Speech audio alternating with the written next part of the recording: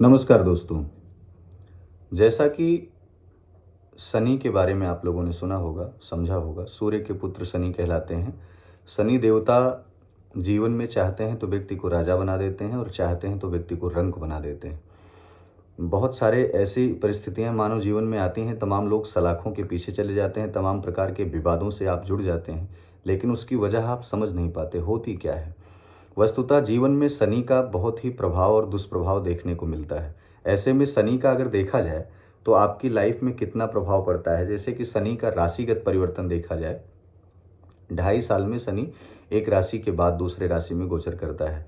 वहीं पर नक्षत्र परिवर्तन देखा जाए तो 17 माह के बाद 18वें महीने में दूसरे नक्षत्रगत परिवर्तन में वो देखा जाता है। अभी शनि जो है कुंभ राशि में विराजमान है। शनि कुंभ राशि में विराजमान है तो अब आगे की परिस्थितियाँ कैसी होंगी? आगे की परिस्थितियाँ जैसे कि शनि की ढैया अभी जो चल रही है, शनि की ढैया वृश्चिक राशि पर चल रही है और कर्क राशि पर चल रही है।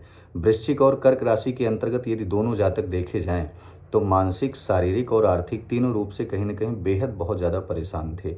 इस परिस्थिति से बचने के लिए, शनि की ढैया से बचने के लिए, दुष्प्रभाव आप पर ना पड़े इससे बचने के लिए, आप आटे का दीपक बनाएँ, चौमुखी दीपक बना करके सरसों के तेल का चौमुखी दीपक जलाएँ और सायंकालीन बेला में यानी गोधूल बेला में आप किसी पीपल पेड़ के नीचे आप जाएं, ओम संग शनिश्चराय नमः इस मंत्र को कहते हुए अपने मन में स्मरण करते हुए हनुमान जी महाराज का स्मरण करते हुए उस दीपक को वहीं पर रखें और चुपचाप अपने घर को वापसी कर लें। अर्थात शनि चालीसा है, हनुमान जी की उपासना है, आदि तमाम प्रकार की ऐसी उपासनाओं से आप ढैया से बच सकते हैं, जो कि दुष्प्रभाव आपके जीवन में ना हो। वहीं अगर देखा जाए तो शनि के लिए जो साढ़े साती का प्रकोप है वो 3 राशियों पर है। वो 3 राशियाँ कौन-कौन सी हैं? मकर हैं, कुंभ हैं, मीन हैं। तीनों के लिए 3 प्रकार की वेदनाएँ जुड़ी हुई हैं। मानसिक रूप से आप बहुत ज़्यादा अस्वस्थ हो सकते हैं, डिप्रेशन में आ जा जा सकते हैं, बहुत कुछ चिंतन कर सकते हैं।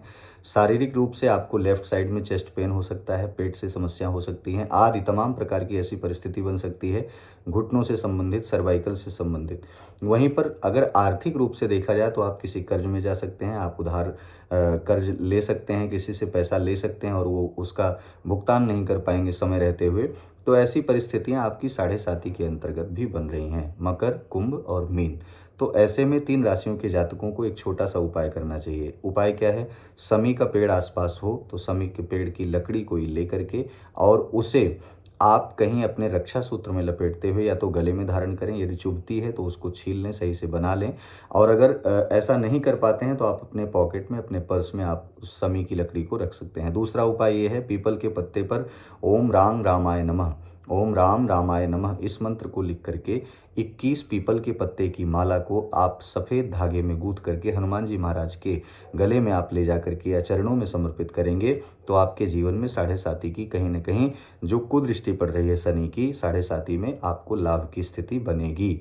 अब वहीं आप देखेंगे तो 29 जून को शनि कहीं न कहीं वक्री स्थिति में आ रहे हैं। कुंभ राशि में रहते हुए और पूर्वा भाद्रपद के द्वितीय चरण में शनि रहते हुए अब 29 जून से वक्री होने का समय आ गया है। 12 राशियों के जातकों के लिए ये बहुत ही बेहद महत्वपूर्ण अवसर है। ऐसे में तमाम प्रकार के संयोग भी अच्छे बनेंगे और विपरीत योग भी बनेंगे। खास करके 12 राशियों के जातकों के लिए एक सूक्ष्मोक्त सूचना सिर्फ ये है, मानसिक, शारीरिक और आर्थिक तीनों रूप से आप अपने अंदर एक अलग से ऊर्जा लेकर के आएँ, मानसिक रूप से आप स्वस्थ रहें। इसके लिए आप हनुमत उपासना ज़्यादा से ज़्यादा करें। शारीरिक रूप से आप ज़्यादा से ज़्यादा बेहतर स्वस्थ कैसे बनें, इसके लिए आप प्रातःकालीन बेला में किसी पार्क में, किसी दूर-दराज ऐसी परिस्थितियों में, ऐसी जगहों पर आप टहलने जाएँ, जहाँ पर कहीं न कहीं मानसिक रूप से शांति तो हो ही, लेकिन शारीरिक रूप से कहीं न कहीं आपको एक अच्छा डेवलपमेंट की स्थिति दिखाई पड़े, जिससे आपकी आत्मीय ऊर्जा में एक साक्षात्कार, एक निराकार, एक जो अंदर बैठा हुआ ईश्वर है, उसके अंदर की मुस्कान आपके अंदर जागृत हो, यानी वो प्रत्यक्षीकरण उसका हो। अब ऐसे में आर्थिक रूप से बचने के लिए आपको क्या करना चाहिए? जय जय जय हनुमान गोसाई कृपा करो गुरुदेव की नाहीं। 29 जून को शनि की वक्री की स्थिति में यदि हनुमत उपासना की जाए, और हनुमत उपासना में क्या करना है आपको? 21 पीपल के पत्ते की माला, उस पीपल के पत्ते पर नाम क्या लिखना है? राम राम लिखना है। प्रत्येक पीपल के पत्ते पर कम से कम 11 बार नाम लिखा हो और 21 पीपल पत्ते की माला लेकर के आप हनुमान जी के गले में ले जा करके समर्पित करें। यह कार्य आपको मंगलवार की प्रातः 7 बजे के पहले पहले करना है। अगर ऐसा उपाय करते हैं तो 29 जून के बाद से जो शनि वक्री हो रहे हैं, 12 राशियों के जातकों के जीवन में बहुत कुछ परिवर्तनशील स्थिति आएगी, यानी धन लाभ के योग बनेंगे, शिक्षा के अच्छे योग बनेंगे, आपका एग्जाम जो बार बार आप निष्फल हो रहे थे उसमें सफल होंगे, पारिवारिक कलह से मुक्ति मिलेगी, आदि तमाम चीज़ें हनुमान जी आपका बेड़ा पार लगाएंगे। उसका कारण जय जय जय हनुमान गोसाई कृपा करहु गुरुदेव की नाही। तो इसलिए शनि की कृपा आप अपने जीवन में अगर चाहते हैं कि सब कुछ अच्छा हो, तो शनि के बताए गए जो हमारे द्वारा जो बताए गए उपाय हैं उसे आप जरूर फॉलो करें। नमस्कार।